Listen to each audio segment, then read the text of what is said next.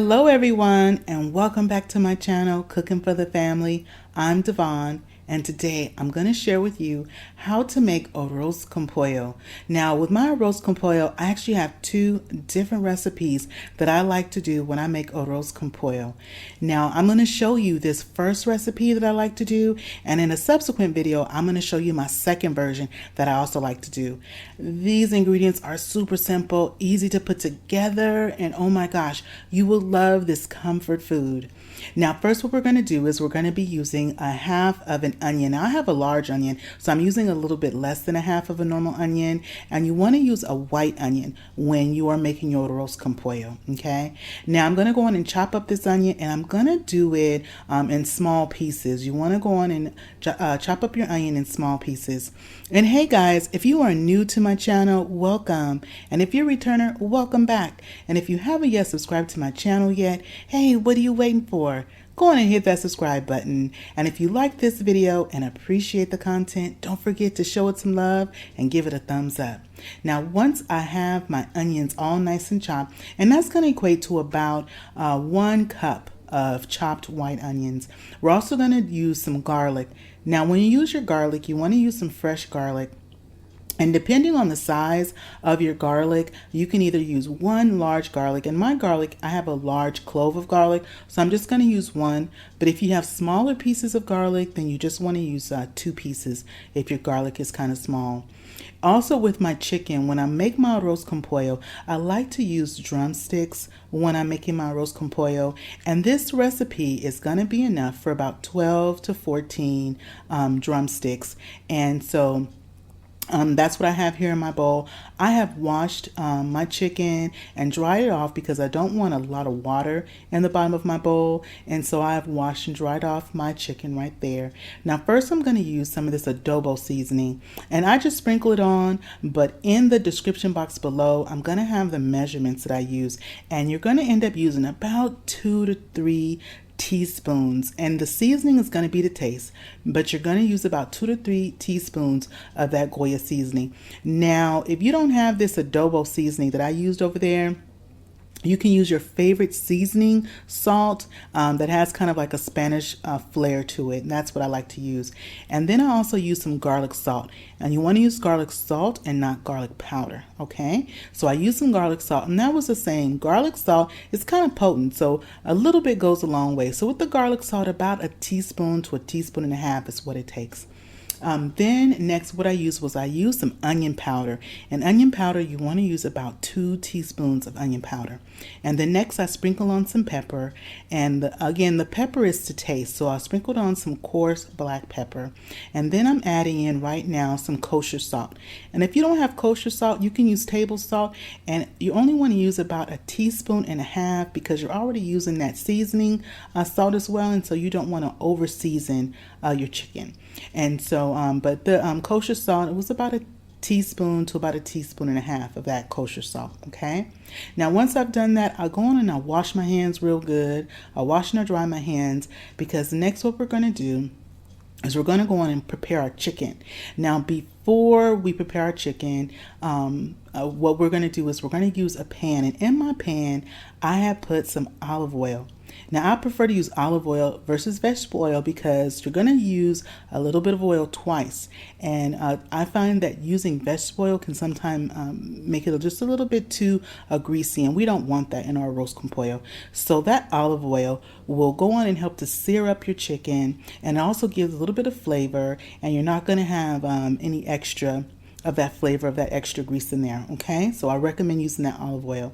So in my pan, I don't want to crowd my chicken either, because I want to sear it, and you want to sear it on all sides and give it a nice browning. And as you see here, I am searing up my chicken. My pan, I have it on a medium to high heat, and I'm flipping, and you see how it's starting to get that sear, and you want to make sure that you are searing the skin pieces as well as the meat pieces of the chicken. And I just kind of rotate it back and forth like that, and you want to sear it on all sides. Okay, be sure to sear your chicken on all sides. And also with our arroz con pollo, We are also going to be sauteing our onions, and we're going to be also sauteing our garlic. And I'll show you when we're going to be doing that, because there's specific times that you want to put that garlic in. Because if you put your garlic in too early, y'all, you know what will happen is your garlic will get a little too toasty and it'll take on a bitter flavor, and we don't want that, okay?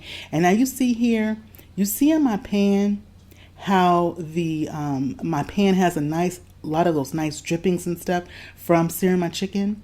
And I went on and I added in a little bit more olive oil. I'm adding in now my chopped onions, and I'm going to saute my onions, and we want to just start to kind of work up some of that fond that's in the bottom of our pan there. And I'm sauteing my onions just so they get about translucent. You do not want to saute your onions until they start to caramelize. You don't want to do that because you don't want that flavor. All right, we just want to do it till they just kind of soften up and they picked up a lot of those little bits in our pan. Next, I added in my rice, and that was 2 cups of rice. And I'm using a long grain rice, and in particular today I'm using a jasmine rice. So you can use a jasmine rice or either a long grain rice. And you're just sauteing your rice in your pan. We're just kind of sauteing and toasting up our rice that we put in there. Now we're adding in our garlic. You add your garlic in, y'all, at this point. Because if you add it in too soon, and if you added it in when you were sauteing your onions, what will happen is your garlic will cook too fast and they will start to brown, and then your garlic will take on a bitter taste and your arroz con pollo will have a bitter taste to it, and you don't want that, okay? Now next, what I did is after I sauteed my rice for a while and they got nice and toasty, I went on and I added in 2 cups of chicken stock. And you can use either chicken stock or you can either use chicken broth. So I went on and added that in. We're going to go on and work around our pan like that and get all the rest of those bits up, just like that. And right now my pan is on a my medium-high heat, just like that, working it all around. And now once we have that, we're going to go in and take our dish. Now I have a nice large casserole dish. I'm adding in the rice to my casserole dish. And with my dish, I did not butter it or anything like that. I just left my dish like it was. And I'm adding in all the rice, the onion, the garlic, everything, right, just like that.